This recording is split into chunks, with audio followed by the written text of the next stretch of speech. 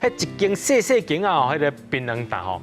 当然啦，有的是足大间的，有的是较细间啦。通常迄个槟榔塔吼，也当卖啥物款的物件？槟榔塔卖槟榔、卖薰、卖饮料、卖结冰水。卖一寡农产品，哦，农产品，即届拢流行斜杠啦，卖东卖西，卖一寡卖一寡讲合法的物件，就是算多元的经营啦，你等你卖槟榔，人客有哪时啊来买一下薰，你无薰，伊都爱去排位买，嘛介麻烦，你就是卖一下薰，伊爱一下饮料，你嘛有卖饮料，伊拢爱你遮款就好啊。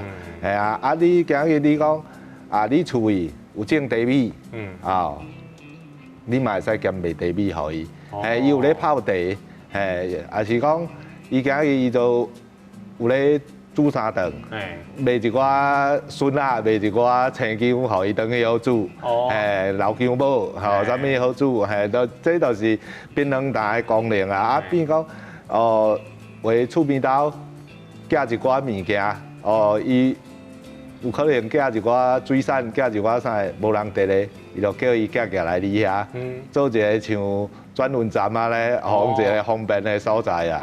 这就是即个槟榔塔足侪功能的啦，寄锁匙、叫开锁的，足侪方式的啦。迄两车能叫啊？寄狗仔的，要出门狗仔无得行，寄狗仔的，对啊，叫车的嘛足侪啊，因为外地人来，伊袂晓叫车，伊就讲你遮有熟悉的计程车司机无？伊就顺续讲叫你家叫一台车咧，伊要对答安尼，比如讲。大家讲若变像咱庄海柑仔店去安尼啦，算讲大家有当时来遮开讲啊，有当时来遮讲一寡厝边头的代志啊，对吧？所以开一个槟榔塔开了，无的确会当出来宣传。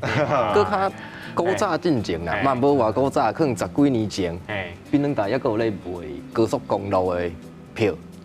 卖几本的，对啊。甚至伫小港机场附近的槟榔塔有咧卖啥，你知无？